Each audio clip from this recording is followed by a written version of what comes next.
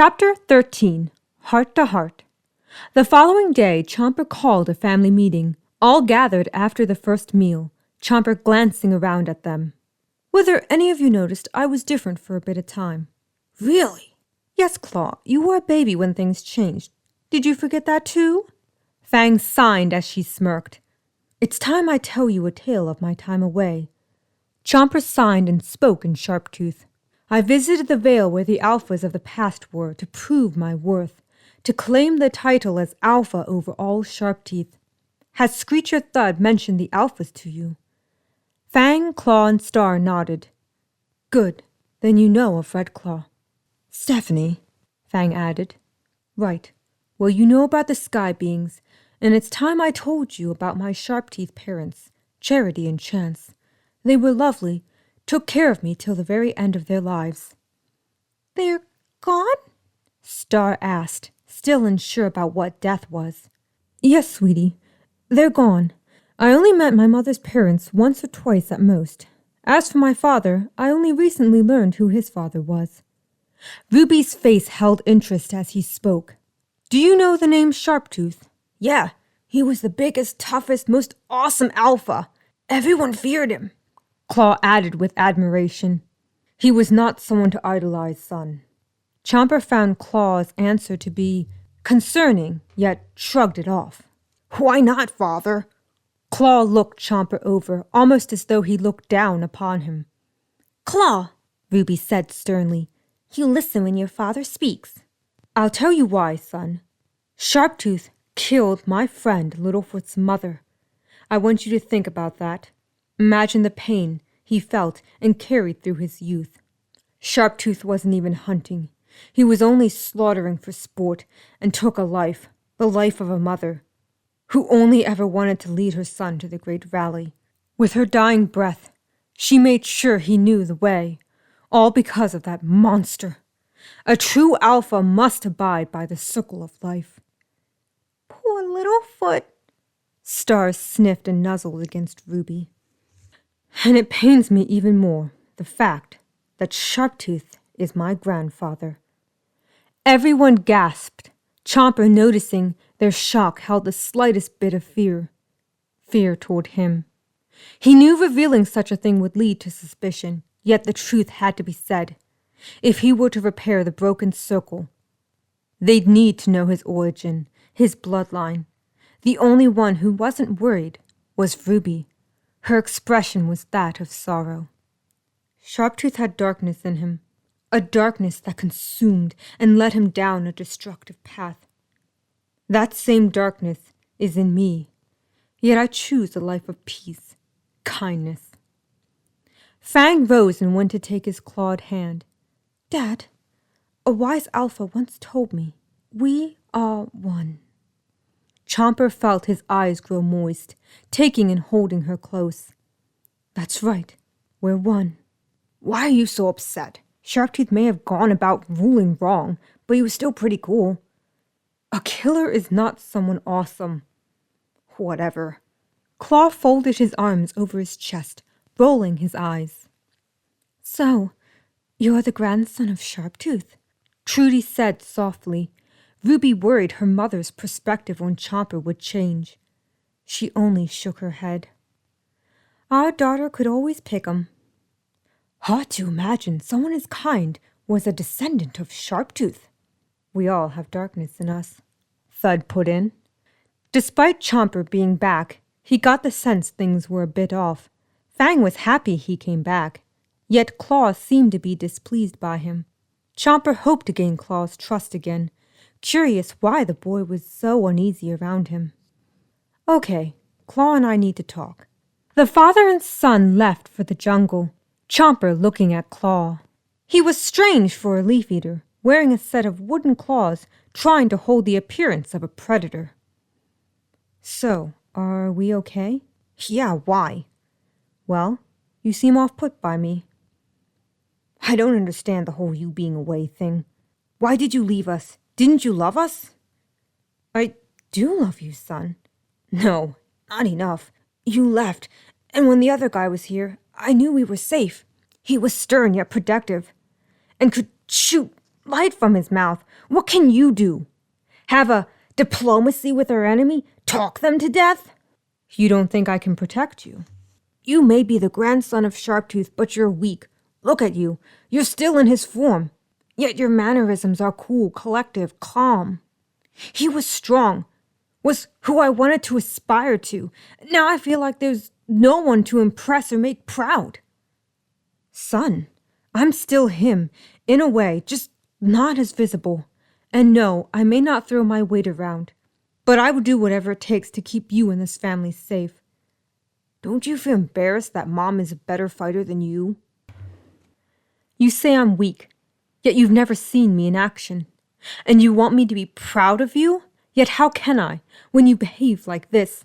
So disrespectful. If anything, I'm disappointed in you, Claw.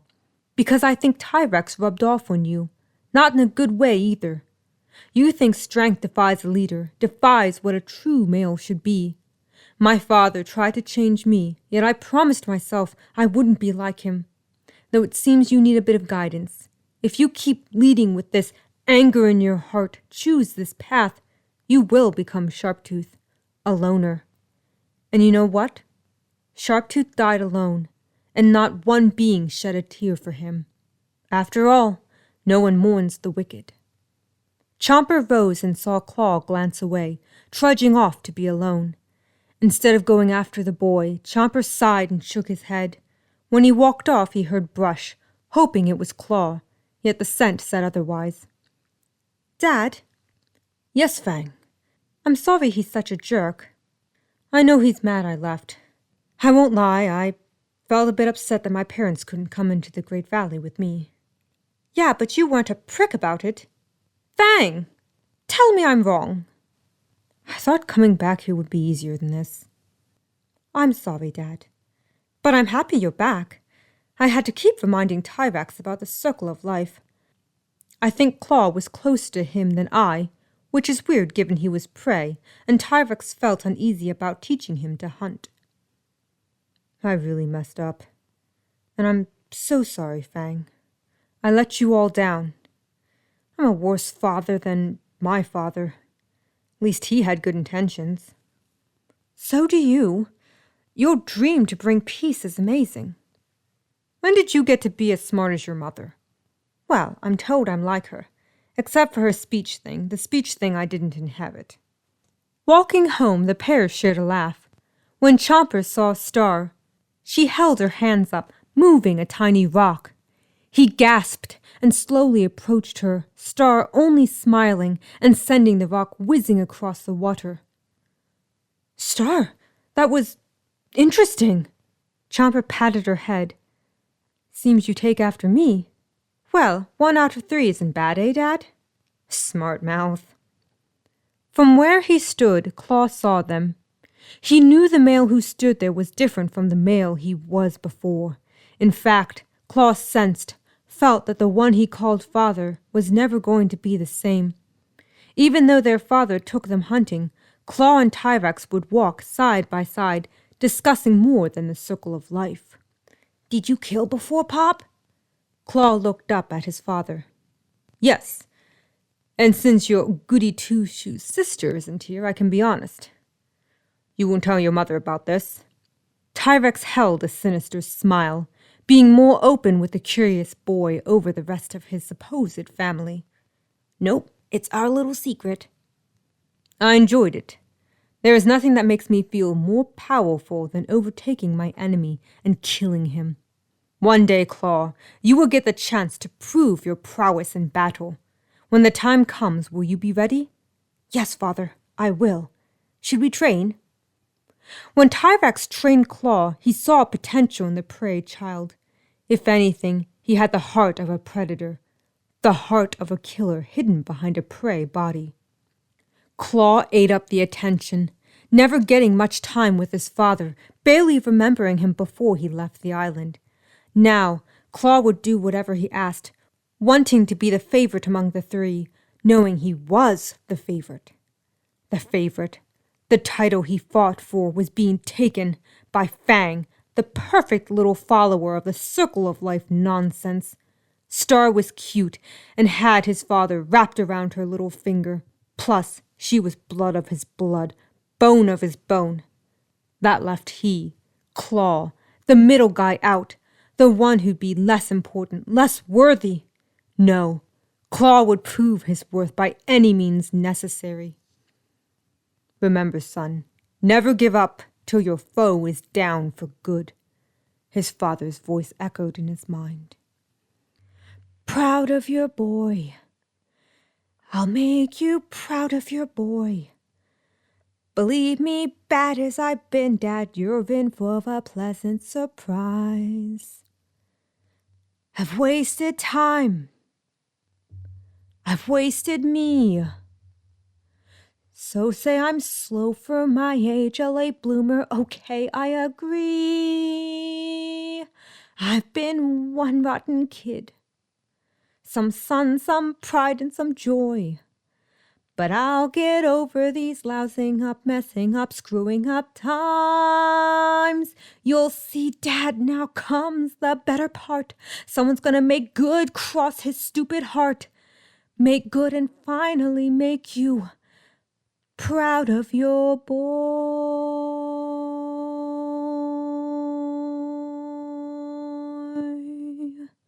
Tell me I've been a louse and a loaf. You won't get a fight here, no, Dad. Say I'm a gold brick, a good off no good, but that can't be all that I am. Water flows under the log, let it pass, let it go. There's no good reason that you shouldn't believe in me, not yet. I know, but someday and soon I'll make you proud of your boy. Though I can make myself a predator with claws and sharp teeth, I'll do my best. What else can I do? Since I wasn't born perfect like Fang or Star.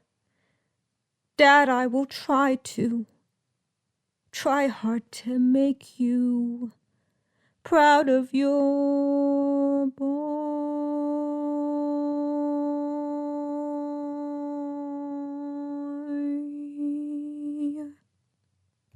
After practicing the moves his father taught him, Claw went home to find his family.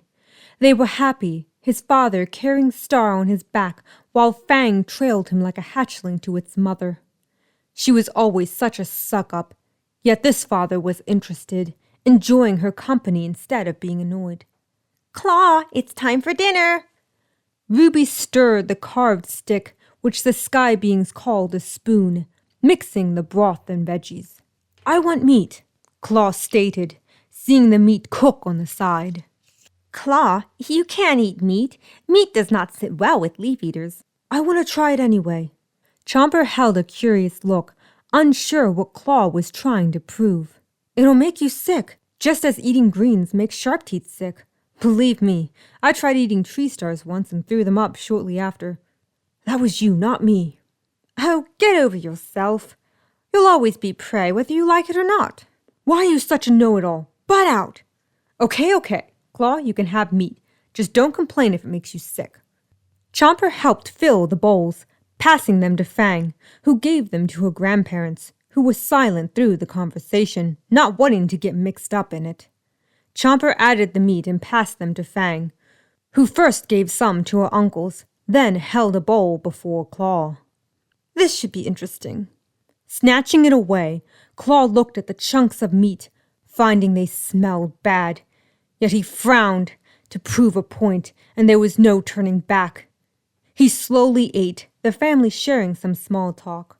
Star crawled into Chomper's lap, glad to see he was more affectionate, being more fun to her. Helping her eat, Chomper beamed with pride, seeing her get most of the stew on her face than in her mouth. All was calm, till Claw gagged, rising suddenly as he cupped a hand to his mouth. "Claw!" He ran off into the brush, retching, yet he kept going. Fang only shook her head. "Why are boys so dumb? We told him that would happen." "Should I go talk to him?" "No, you stay. I'll go. Go to him I should." Ruby rose and raced after Claw, leaping past a few piles where he stopped to throw up. Coming upon a clearing, she found him, sitting quietly and crying softly. Claw, here to say I told you so? No, only here to listen and talk. What's this about? Dad's different. Yes, he is. I know it's hard, but over time, we'll all adjust. I don't know. How do you stand being a prey among predators? Isn't it exhausting? Because I don't see us as different. And with luck, you won't see a difference over time either. All I'm asking is you give him a chance. Will you do that for me, your mother? I'll try. And don't eat meat again. No, that stuff was horrible. Even worse coming back up. Ruby patted his head, helping him up and wiping his tears away. Your father loves you. Claw, please don't forget that. Claw said nothing and only glanced away. Could he really call that male father? Only time would tell. Till then, Claw still missed the other dad, the one who taught him so much, was strong and brave. With luck, one day, he'd be strong, brave, would be worthy.